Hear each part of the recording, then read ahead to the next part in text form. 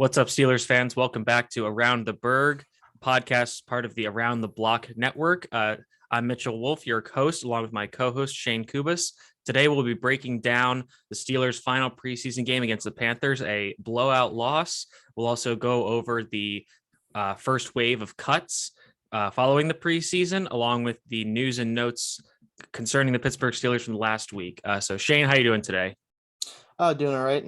Glad to be back for sure. After a little bit of a longer layoff for us, we wanted to wait for stuff to happen. Of course, we could talk about more. So Right, yeah, we didn't want to kind of have to have two very short podcasts and then miss some stuff that would be coming down the pipe soon. So figured we'd just kind of wait and have a longer episode and break down everything in one fell swoop. So we're going to jump right into the first bit of news, in that the Steelers getting blown out in their final preseason game by the Panthers. Yeah. And obviously there's some context in that. The Panthers played a lot of their starters. The Steelers rested basically all of theirs.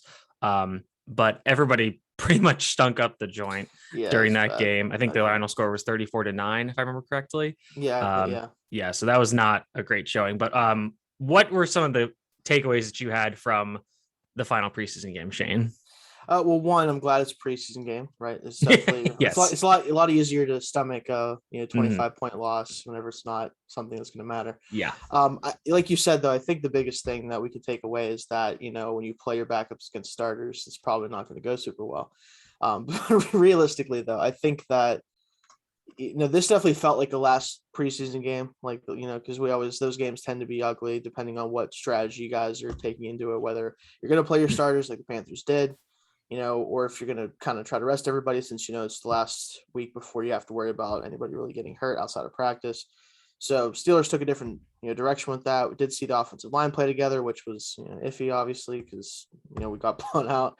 Dwayne Haskins definitely disappointed me a little bit. I've been trying to kind of sing his praises as much as we can, because I just, we both kind of think that he has more upside as at least the quarterback too, if not, hopefully a guy who can compete in the future. So did see seeing him kind of stink it up a little bit was definitely disappointing, but was against starters, which, you hope for him to play better than that, but we'll see how he does moving forward.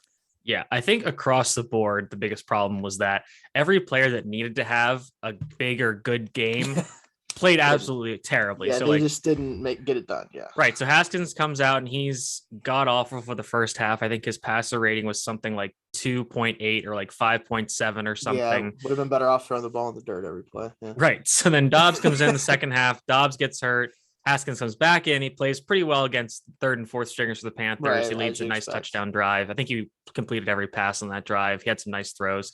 But, at that point, you kind of saw what you wanted to see from him. Yeah. For the running backs, we saw Benny Snell in action for the first time. He was really bad. Benny. All right. Yeah. Jalen Samuels was the same. We saw a ton of drops from Ray McLeod, especially in clutch situations, which, he's obviously a return jet sweep guy, but, you really just want to see him catch the ball when he's wide open. Just a little bit, yeah. Yeah. And the offensive line kind of took their lumps again against a lot of starters. And Brian Burns, who's a really great player, was going to work on Dan Moore and Chukwuma Okorafor. So, it's not great, but, that's a little more understandable. And then the defense was just as bad, I argue. The front five of the defensive line and edge rushers looked pretty good. They were getting pressure. Mm-hmm. They did a decent job stopping the run, especially late. We're going to talk about him later, but Jameer Jones especially showed out on Saturday night or Friday night. But on the back end, it was a big struggle. We saw a lot of the Keith Butler special in terms of coverage. I think when you see Robert Spillane on DJ Moore and Robbie Anderson, something is wrong. We've talked about it a couple of times, and every fan of the team over the past few years knows this, but you really have to sit there and wonder at some point, how many times can we put not even, because the problem is it's not just putting a linebacker on receivers, right, which is pretty much always guaranteed to be a mismatch unless you're Fred Warner, Bobby Wagner, or bad wide receiver, bad wide receiver, but to put a non-coverage linebacker consistently on guys who are starting caliber receivers, some of whom are very good receivers a lot of the time, it's just I don't know what you're trying to accomplish with that. You're not surprising anybody, especially now, because we know it's happening. I'll be honest, I'm surprised it doesn't hurt us more than it does sometimes, because I get like there must be some specific reason he likes to do it. I don't know, just try to get different matchups, whatever. But like you're guaranteeing like if the quarterback isn't either blind or can't read it post snap, that the linebacker's covering, Keenan Allen, for example, as we like to use, he's going to find him. He's going to be open because you have Rob Spillane on him. Right. Well, I think there's two ways you can approach this. One, I think you could say, well, he was playing against Sam Darnold, so maybe he thought he could get away with it. Which is fair because we know he likes to see, he sees ghosts sometimes. Right. Exactly. So like, he so can't that's throw the one against way. ghosts. Right. But here's my big brain conspiratorial take. Okay. He's doing this to lull the rest of the league into a false sense of security that, Keith Butler hasn't changed at all. And then when the actual season comes around, he's going to never do it again. And that's how I'm going to lie to myself for the next few days until Buffalo. Yeah. I really hope it's the second one. It's definitely not that. But there was one play that didn't really involve linebackers, but where Carolina aligned in a bunch and James Pierre and Justin Lane had to like cross over each other as the receivers released opposite ways. And I was like, why? This was so poorly planned. Like, why would you do that? Yeah, it was so, I was just like, this just doesn't make any sense. You have to trade off in those, like you can't. Yeah, it was so bad. Yeah, exactly. I don't know, man. It's tough, but the good news is I think that this was James Pierre's best game of the preseason. He was great. Yeah, he was quite, especially in run defense on short routes. He was really, really good tackle. That was really good. And then special teams, most things went well except for punt returning, and you pour one out for my dude Matthew Sexton was doing so good too, man. Yeah, with a muff punt that got basically it was returned for touchdown, then they ruled it down or whatever, and then it became a touchdown, and then he had another muff that I think he recovered, but still just really so rough out that got him cut a day or two later. So that was really rough. But preseason's over, it's time to move on. But before we do that, I think we want to try to pick some of our winners and losers of preseason. So Shayne, I'll let you have the first pick of who. So give me somebody who either you think won the preseason or really lost the preseason. So I think that, and I know you're going to agree with me here, I think the two biggest winners for me are one guy that I just wasn't sure if he's going to be a guy that's going to be ready to play yet, but had a good skill set, and then a guy that we were both lower on who's really shown out compared to what I expected. Jameer Jones, edge rusher out of Kentucky. And then we have Dan Moore, of course, the fourth round pick that we didn't really necessarily love, felt it was a bit of a reach, but he has played up to that level, if not more than what you'd expect from a rookie tackle that was, a mid-round pick. So really glad to see both of those guys, really show out compared to what I expected from them. Yeah. And I mean, both of those guys were just, and take this with a grain of salt, were PFF darlings for the preseason. I think until the last game, Dan Moore had allowed 0 pressures through 62 snaps or something crazy like that. And then Jameer Jones, there was a lot, like we're going to talk about this later, but there was a lot of expectations out of this edge group, especially among the backups. And he was kind of maybe an afterthought, but he showed out, he put up some incredible numbers. I'm actually trying to find those numbers right now as we're recording, and I'm just stalling as I buy time as I find it. Here we go. Yep. It's preseason for us too, technically. All right, here we go. So through the 4 preseason games, he collected 3 sacks, 6 quarterback hits, and 4 hurries, and along with 5 tackles. So, showing out in all phases of the game. And he was also an absolute demon on special teams. That's the key thing too. Yeah. I think that really solidified him on that. Right. So on 69 nice snaps on special teams, he had 6 tackles, which is crazy. So, we'll get around to it. That's a big reason why he was stuck on the roster. The one other guy, I'll give you 2 guys. So I would say that Christian Kuntz, who nobody really knew until this season, who's going to be the new Steelers long snapper, won the preseason because, Cameron Canada has been the long snapper for the Steelers for the last few years. And you kind of just assumed, okay, like, Kuntz is just a guy they brought in to kind of have, as cursory depth, but it was weird. So I think in the Panthers game, Canada wasn't even there. He didn't even make the trip, and Kuntz played the whole game in long snapper, and he made a lot of special teams tackles too, which is great to see. For all of those of you who care about long snapper play. Hey, listen, it's part of the game. And that's the thing with like the biggest thing for him as far as winners, he's long snapper. I mean, like you have a spot on the roster. Like it is funny because like people will discredit that position, obviously, because it's the, probably the least known position on the sport outside of, maybe like you could argue punter and kicker, but at least we see them, do stuff more often. it's still a spot. You're still an NFL player. Yeah. I mean, and you could do it for a long time as we know. So Yeah. it's really surprising.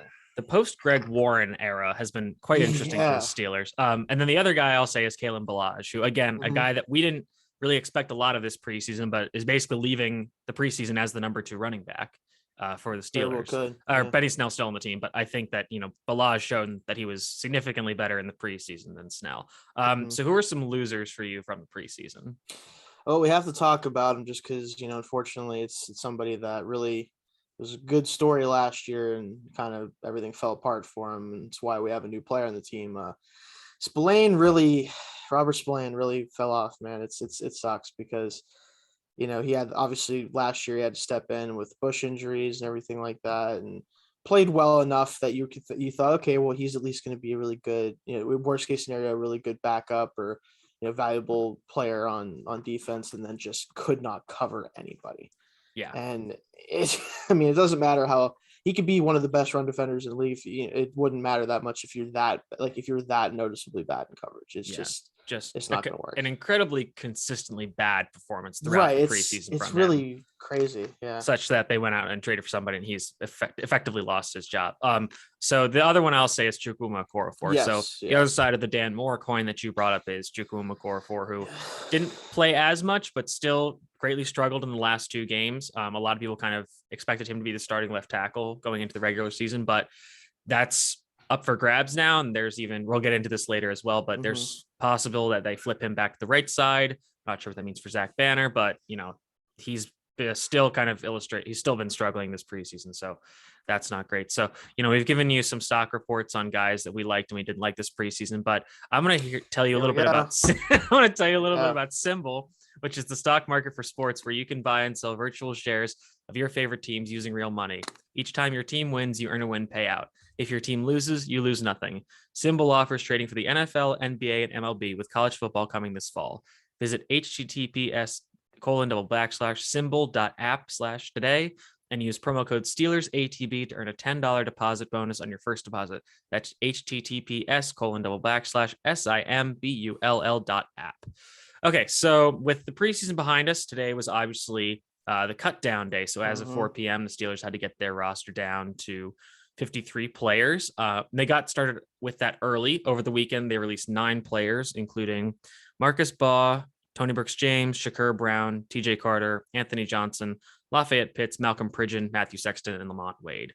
None of these were, I think the one surprise there might have been Shakur Brown, given that a lot of people thought he might have be competing for the slot corner job, but he very much struggled the last few preseason games. So, make of that what you will. And then today, pretty much right at 4, the Steelers made their final announcement of who they released, in addition to releasing punter Jordan Berry and Cameron Canaday.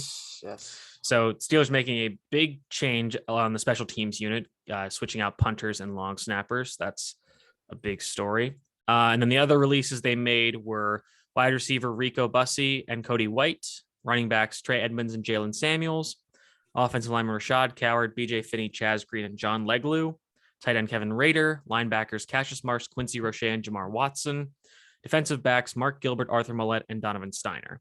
They also placed Josh Dobbs on the reserved injured list, so I almost called that. Yeah, you did. Yeah, you mentioned that. Yeah. In a very morbid way. Yeah.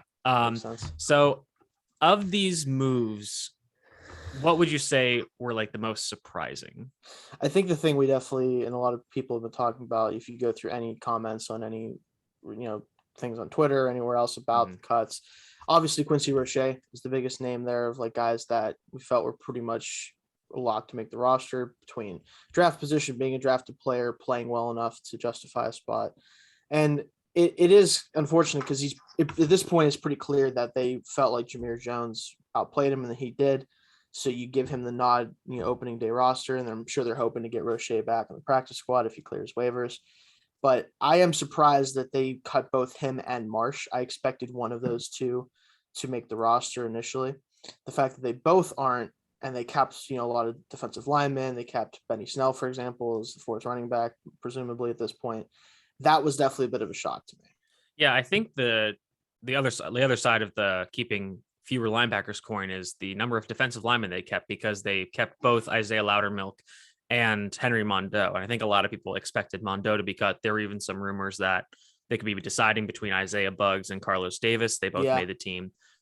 So, and there's been some chatter that, those guys could get released when the Steelers are ostensibly going to make a move to try to find a new, probably slot corner, and then possibly also go after some offensive line depth. The offensive line move surprised me a little bit, given that they released Rashad Coward and BJ Finney. Yeah. Finney, especially because, he offers that center guard versatility. And Coward, I thought he can play guard and tackle as well, but I thought he played pretty well in the preseason. So I was, yeah.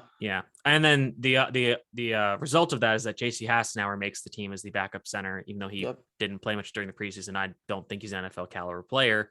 So no, and that's an interesting part of it too, is like the fact that Hassenauer made it and those two didn't. That's really exactly the fact that they are only going to keep 8 linemen on the team right now, especially 2 actual true guards right now, is definitely a bit surprising, which it does make me think that some move is going to be made, whether it's at offensive tackle and you have, I can't think of his name off the top of my head, the swing tackle. Oh, Joe Hague. Because he can play guard too, right. I think. Yeah. You either have him be the primary backup guard and then you bring in offensive tackle depth of some kind, or vice versa with the offensive line. And then obviously we needed to look at some corner help, like you said, with only 4 true corners on the roster right now.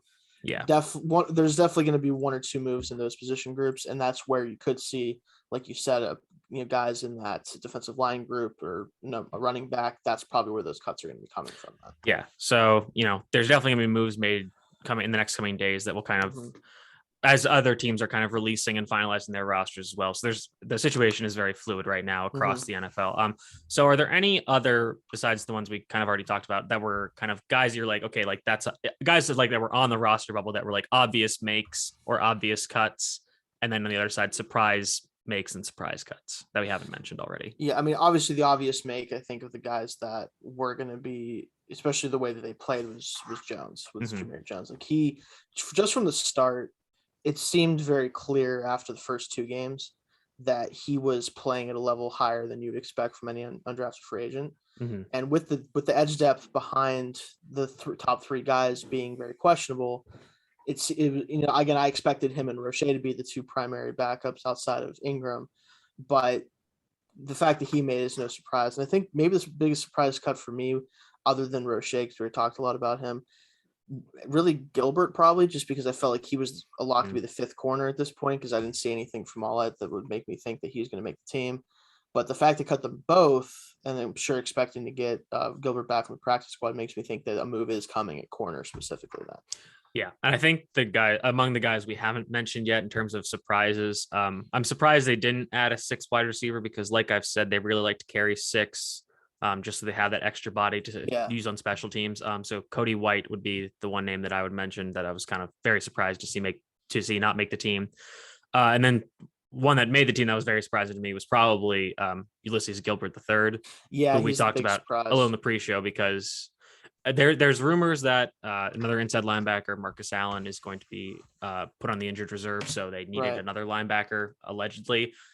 I think the thing we were saying is that it doesn't really make sense that they would get rid of Roche, who would essentially be harder to bring back on the practice squad while he passed through waivers, because he was a pretty decently touted draft prospect. So other teams might want to just grab him.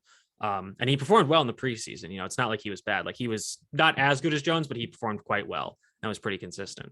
And then UG3, like, we kind of know what he is, in that he's just not very good. He's been very injury prone. So if you wanted to do the whole pass through waivers, the practice squad strategy, like you said, Shayne, like, I don't see why you don't just do that with UG3. That was definitely, I think, of the like combination of moves that were made, that was the one that I thought was most interesting, and one I didn't really understand for the reasons you just talked about, because even if Allen does end up on IR, right, there's guys who are going to be cut over the next few weeks, or over the next couple of days that already were cut, and players going to be moved around that would be a better fit to fill that 4th, 5th linebacker role than UG3 is going to have. Because again, he's an injury risk himself. As we know, that's kind of been his biggest issue in the NFL so far, is staying healthy. And you don't want that. I mean, if you're bringing him in or keeping him to offset an injury, might not last that long anyways. Right, you hate to say that about a player, but he very well could, end up being just a liability anyway in that sense. Exactly. Okay. So with cut day done for the day, or at least for the time being, we're kind of getting into the other ancillary bits of news from this week. So earlier this week, there's been some reports that I mentioned earlier that there's been some competition, some moving around at the tackle position. So like we talked about, Dan Moore has had a really stellar preseason, and he's been working a lot at left tackle. And to the point that Chukwuma Okorafor is now being kicked back to right, which, like I said earlier, we're not sure if that means that he's going to be replacing Zach Banner or if he's going to be the backup. So, Shayne, what do you make of these reports coming out of the end of camp? Well, one, I think that clearly Moore has played himself in a position where he should get a legitimate shot at being left tackle, especially with the way the Okorafor's play. Like, if he would have played as an average tackle even, or just been good enough in the preseason, then, you sit the rookie and you hope that, if something happens or if Okorafor really struggles, you can toss him in there and he can play all right. But when you combine how well Moore has played for the most part versus how much we haven't really seen from Okorafor, if you're Tomlin and you're the offensive line coach, Adrian Clem, you have to consider letting Moore start the season if he's really been that much better in practice, which it seems like he has been. And as far as Banner goes, I'm hoping or expecting it's like an injury related thing. I think they said there's like a, obviously he's coming back from the ACL tear, but there might be like a minor injury there. And they're hoping that, Okorafor could play right tackle if he needs to, opposed to inserting like Haig or somebody in there. Yeah. So that's probably my best, that's my best guess as to why that's happening, is just to make sure that those two tackles can be the tackles that start if Banner can't go week one or anything. But it is possible. I mean, I don't think Okorafor is going to be any better. We already saw him at right tackle, right? Yeah. Like he wasn't a good right tackle. I don't know if he could even be a good left tackle, but at least I think he might be better at left tackle. It's probably more of just a hoping that Banner can play, but if he can't, having our two best tackles out there. Yeah, I think they know that at least Okorafor can play both, whereas Moore, I think, played some right tackle and he was not as good. And he said, I'm not as comfortable there because I think he's played left tackle. Hard. Exactly. It's just exactly. hard to, yeah. So that'll be something to monitor moving forward. So something else that came out of camp is apparently Minkah Fitzpatrick and Chase Claypool got it. And that's not even the most ridiculous thing to talk about today. Yeah, I know. Minkah Fitzpatrick and Chase Claypool got into a pretty big scrap at practice this week, which I think some people are like, oh, this is good. The team is getting physical and they care about football. And I can't help but think this has to do with Minkah saying something about Chase being on TikTok or something. Honestly, the whole problem with it, right, is there's a lot of people that do think camp fights are good. And I get I understand the reason behind that. I think that there is positive things that come out of that. As we know, a lot of people tried fighting Cam Hayward in camp this year. I'm not entirely sure why Dan they did. Moore. Yeah, pretty much Dan Moore. But I don't know. I mean, I guess it worked out for him because he's been great. But it's just it's this weird dynamic of you don't want players fighting, but you want to see that competitiveness, the fire in practice, because that's the only really way you can kind of get people up for practice opposed to a game. So I do, for the most part, I'm okay with it. These two fighting, though, is interesting to me because, one, Chase is definitely a competitive guy, but I'm kind of surprised to see him fighting anybody. And then Minkah, to me, he definitely had to be the instigator here. Yeah. He had to say something or do something to him that was probably completely unnecessary, but didn't rubbed him the wrong way. But I would love to hear what actually happened as far as why it started. This is more concerning to me than the Cam Hayward, Dan Moore fights, because that's a case of a rookie kind of trying to establish himself. Right. It's a more physical position they're going to be just dealing with contact a lot more. So, and it seems to kind of result from contact. From what we've heard, I don't know if this came out of a drill or if this could have come from just them talking to each other and getting into a fight. Right. So I don't if it's that. Yeah. So that's why I'm more concerned about something like this. Right. But it should probably be okay. They don't really have to deal with each other that much. Okay. Now we're going to get into the real news. The most important journalistic, information of the day is Juju Smith-Schuster doing the milk crate challenge. I think the video was posted on TikTok or Snapchat or something. I don't know. Something along the lines. Shayne, the boomers, they're big mad. Listen, okay, so this is the most predictable thing on the planet, right? Yeah. Yes. So there's two most predictable things. One is just Juju doing this challenge because it's popular and that's what people are doing. And then people getting mad at him for doing it. Now, I can understand like with something like this where there's potential for injury because we've seen people eat it real hard with doing this thing, which I personally find hilarious. But I could see why you don't want your receiver doing it. Yeah. However, there were people like around him. It seemed like he was trying to take, I guess, as much precautions as you can. I think I saw Mike Golick Jr. tweet like, "Man, those are the stablest looking crates I've ever seen." Right. Like there is clearly like some thought process put into this, like past just wanting to do it. Yeah. So I will say that, but like, of course, people are gonna get mad at him for it, right? Like as much as like I know a lot of people that are not the biggest fans of him, like on my personal friend group, they just don't like him very much, and that's fine. Like whatever, I'm not gonna try to argue with that, but like, don't get all upset about stuff like this. Like it's not worth your time. You're just gonna get mad about stuff, get your heart rate up for no reason.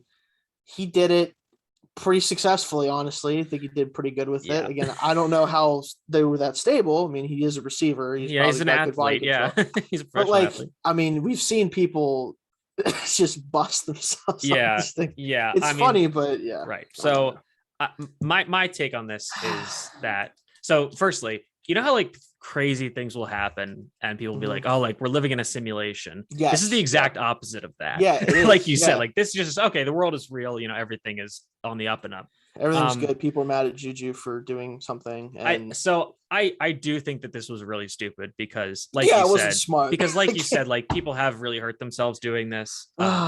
And it's just a matter of Juju, like every time you're like, okay, I think we finally moved on from, you know, Juju doing something and people can focus on football. He just has something else. And I'm just like, come on. Like you make this as somebody who really likes Juju and like has defended him in the past and doesn't have a huge problem with most of the stuff he does. He just makes this so hard for people like us.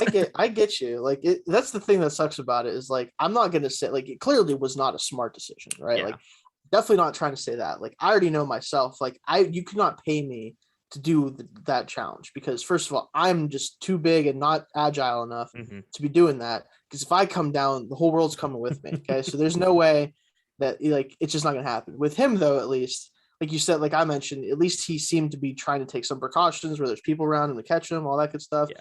I think somebody may have glued those crates to the ground. I don't want to talk, we're not going to talk about that, but it makes it hard for people that don't already like him or for people that don't like the things he does but try not to judge him for it. He does make it hard for those people to get behind him, and it hurts him in some ways, I think, because I think some fans are just never going to really truly accept him, even though he embodies on the field everything you want. Yeah, right. Like, yep, that's the thing. Take him on the field, he is a Steelers receiver through and through. You take him off the field and people are like, I don't know about it. It's tough. So we'll move on. A little more positive news. So, last week we had, or whenever we had him on, we had Jarrett Bailey on and we talked about the Steelers in the top 100 NFL top 100 as voted on by the players. And, we kind of joked that, there's like TJ Watt's not going to be in the top 20. He's not going to be in the top 15 or whatever. And he ended up ninth.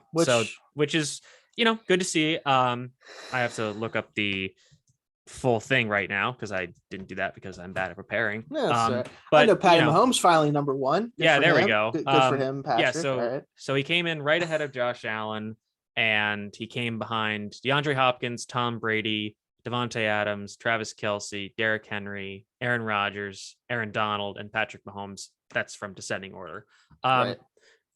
That's I'm satisfied. Yeah, I can't be too mad about it. I mean, the whole thing is like, this is voted on by the players. We talked about how it's a very flawed system. It's very, because I think they only asked them their top 20 players or something like that, or their favorite.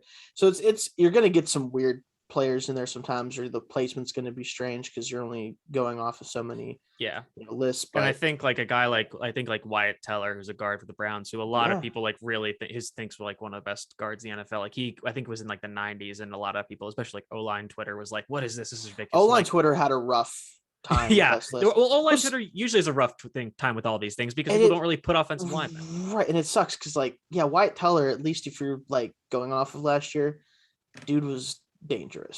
He hurt people. Definitely. So it's hard to leave him that low. And also the whole Zach Martin thing, which I don't even want to discuss because I just don't want anybody to get upset more just thinking about it again. But it's tough for positions like offensive line because even players like when they're thinking of their top 20 players, if you're just a fan of the sport, like you don't really particularly care about anything specific about the sport, you just really like football. Offensive linemen are not the first 20 guys you're gonna think of. It's Right, just exactly. it's just not. Unless you're like a So super duper like film head who, but right, yeah, you like know, most, and I like players probably should know that. But yeah, so TJ Watt is the second highest defender. He's the first edge defender on the list. So you really can't complain there. I think no. I was very surprised that Myles Garrett wasn't ahead of him, just because I feel like the NFL players really respect and like Myles Garrett in terms of Yeah. as a football player. But as of right now, we're still waiting for the TJ Watt contract. There was a report that it might come at like the night of the Panthers preseason game. That didn't come to pass. But so we're still waiting on that. As it's been repeated many times before, the Steelers do not negotiate contract extensions during the regular season. So Kevin Colbert and the front office are on the clock with just a little over a week to get that done before the Bills game.